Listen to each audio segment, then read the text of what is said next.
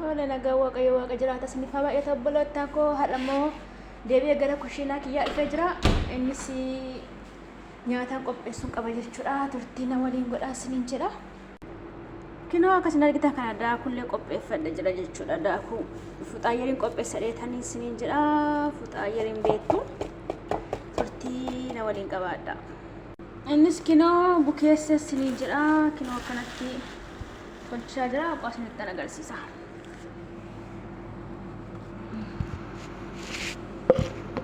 Akkatti tolchuu jechuudha.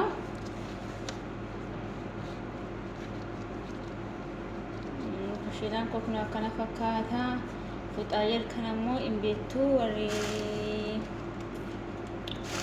mana madaamii keessa jirtanii isiniin jedha.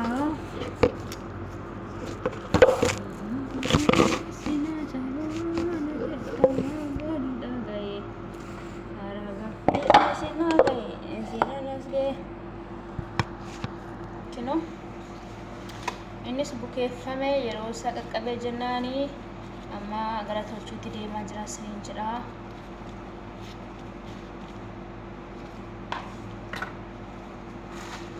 Fuxaayyar jedhan beektu miti.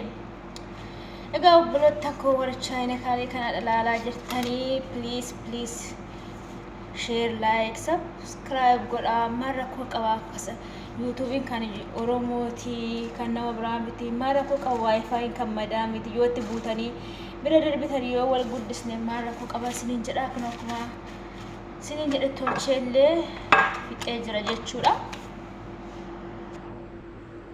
Kinoo akkanatti tolchee jira jechuudha. Akkanatti marmaree jira jechuudha isiniin jedha. Amma kan na'afu waan irra naqu isinitti agarsiisa. Innis kinoo waan amma irra dibamu kana irra dibee furoon keessa kaa'aa jechuudha. Kan irra dibamu immoo kinoo asitti inqulaalii qopheessee jira.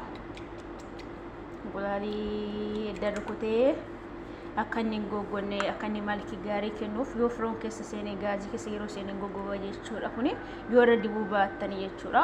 Alaxoonni martanii yoo firii wanni keessa furoon keessa keessu wanni keessa tolchuudhaaf wanni keessa yoo ta'e hin goggoga. Garuu yoo kana irra dibdanii baay'ee lallaafaa ta'ee babbareedee ba'a jechuudha. Kan hin dibu inqulaaliidha. Kan keessatti maree moo waan barbaadanii maruu dandeessan garuu jibin keerii nan maree kashkawaan lahamma furuun wantoota adda addaa kuduraadhaan maruu dandeessu. Ani garuu jibin keerii nan maree ulfaatu daddafee hojjechuu filadheetan jechuudha isiniin jedha. Isin garuu yoo taayimii qabaattanii yoo hojiin keessan hojii kushiinaa bichaa ta'e bareechitanii hojjechuu dandeessu. Ani kaa hojiin kiyya baay'ee kan sararatanyaa lama hojjedhaa. Ijoollee mana madaamiiti nama xiqqeessinaa nama tuffatinaa warri viidiyoo kana laaltan dhugaa isiniin jedha. Itti bu'aa waan rakkoo hin qabu isiniin jedha. Waan isin hin miidhu.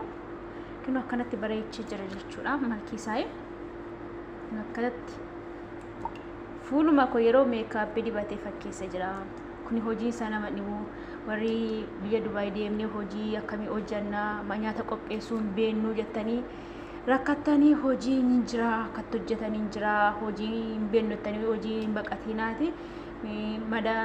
Wanni dallaallis biirootti isinitti hin taphatinii isiniin jedha. Hojii galaa hojii nyaataa hin barattu.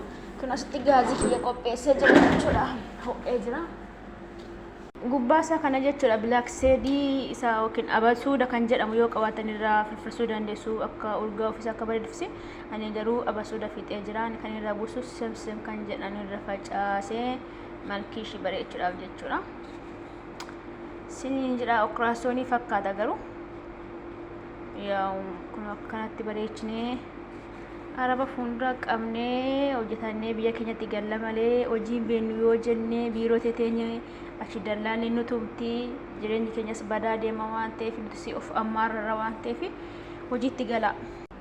Mee bannee haa ilaallu hin geenye ilaala. Gahee jira.